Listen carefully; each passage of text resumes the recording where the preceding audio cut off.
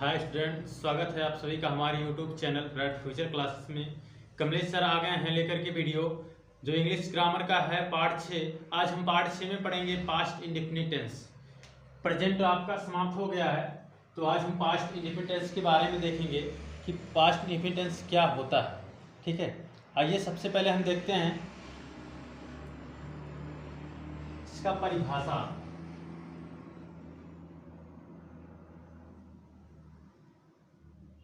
ठीक है, इसका परिभाषा, जब किसी वाक्यों में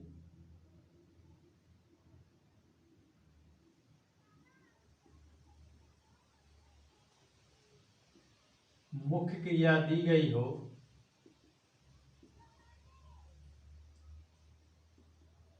और उस मुख्य क्रिया के अंत में, जब किसी वाक्य में मुख्य क्रिया दी गई हो और उस मुख्य क्रिया के अंत में ता था, ते थे, ती थी या ए, ई,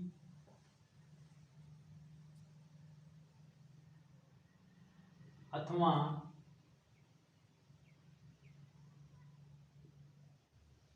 या था, ये थे आदि शब्द आए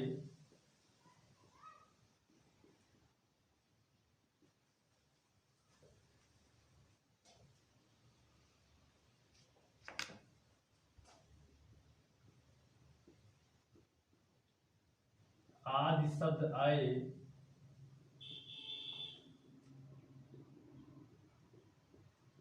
तो उसे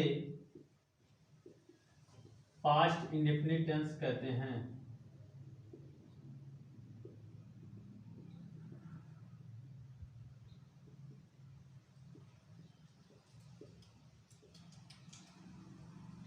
जब किसी वाक्यों में मुख्य क्रिया दी गई हो और उस मुख्य क्रिया के अंत में ता था, ते थे, ती थी, ए, ई अथवा या थे, ये थे आदि शब्द आए तो उसे पास्ट इंडेफिनिट टेंस कहते हैं।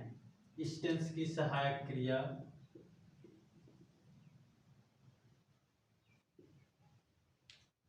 इस टेंस की सहायक क्रिया डिड है। ठीक है, देखिए इसे टेंस की सहायक क्रिया क्या है? डिड है। देखिए नंबर 1 आपका आता है affirmative sentence.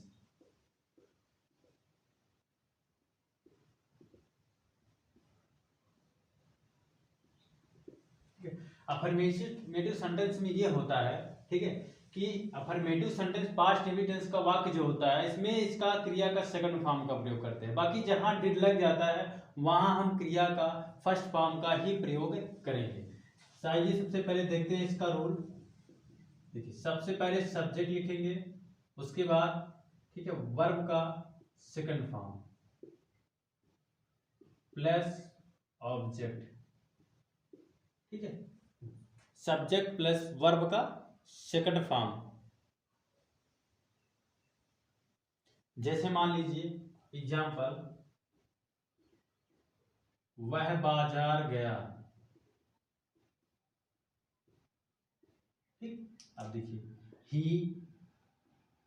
Second form went to market. ठीक है, वह बाजार गया।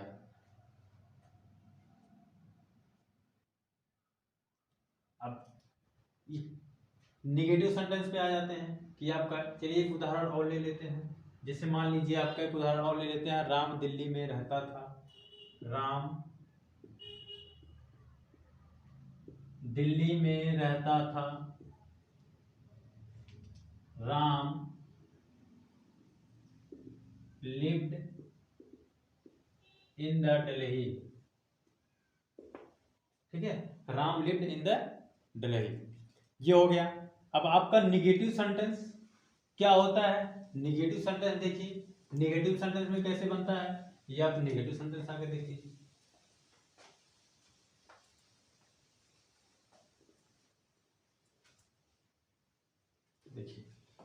आपका निगेटिव सेंटेंस दूसरा है,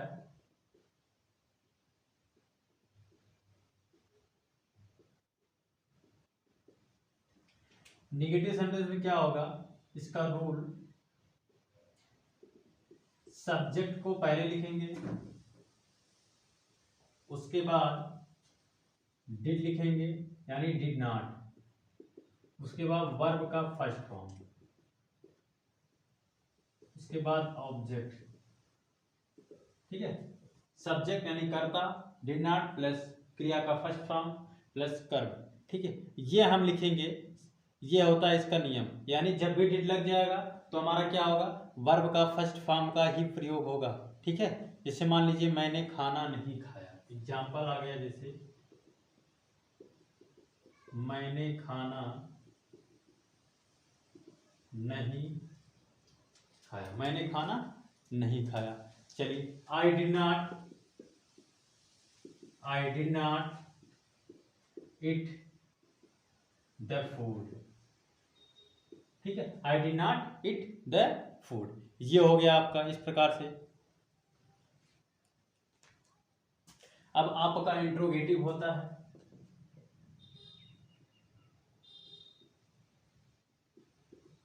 इंट्रोगेटिव सेंटेंस दो तरह के वाक्य बनते हैं ना, यानी क्या शब्द पहले आने पर।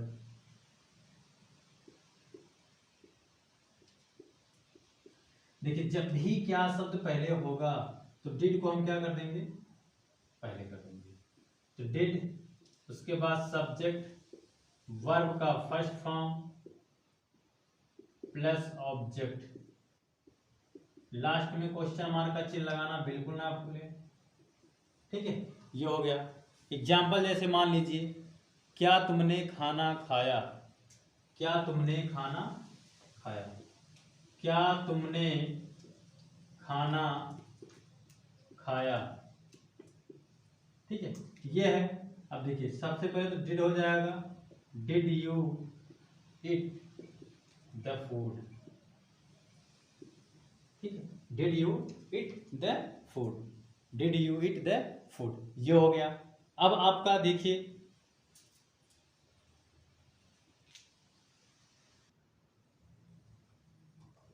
अब दूसरा आपका इंट्रोगेटिव कैसे बनता है, प्रश्नवाचक शब्द बीच में आने पर, प्रश्नवाचक शब्द क्या, बीच में आने पर, ये आपका दूसरा वाला बनता है कि प्रश्नवाचक शब्द बीच में आने पर।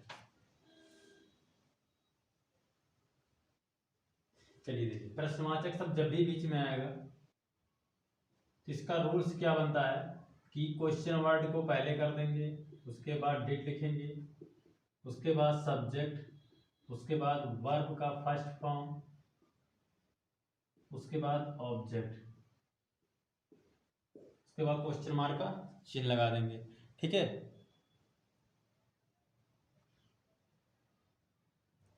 अब देखिए, जैसे मान लीजिए तुमने कल क्या खाया था,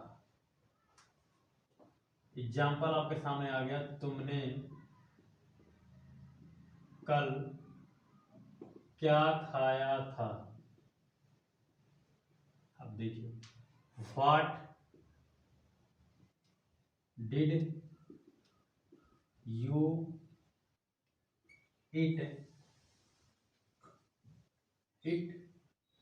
कल क्या खाया था, बीता हुआ कल, यस्टरडे। ठीक है, तुमने कल क्या खाया था, ये आपका हो गया, तुमने कल क्या खाया था, what did you it yesterday. अब आपका अगला क्या होता है, इंट्रोगेटिव नेगेटिव सेंटेंस।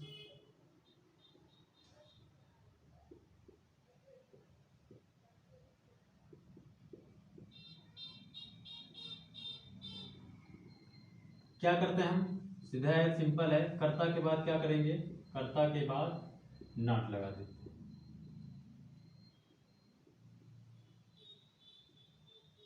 ठीक है, कर्ता के बाद क्या करेंगे, नॉट लगा देंगे। एग्जाम्पल आपका किस प्रकार से आएगा, देख लीजिए एग्जाम्पल, क्या तुम दिल्ली नहीं गए थे, क्या तुम दिल्ली नहीं गए थे। ठीक, अब देखिए सबसे पहले तो डिड हो जाएगा, उसके बाद यू यही करता है, करता के बाद नॉट गो टू दिल्ली, ठीक ये हो गया। या फिर उसने कौन सी पुस्तक खरीदी, और एग्जाम्पल उसने कौन सी पुस्तक खरीदी। अब देखिए which did you not by the book, which did you not by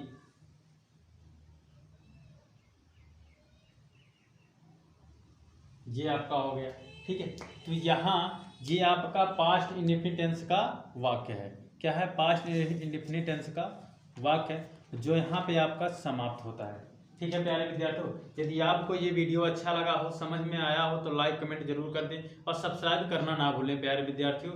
ठीक है प्यारे विद्यार्थियों, बाय बाय। अगले दिन आप लोगों के साथ मिलेंगे। Thank you.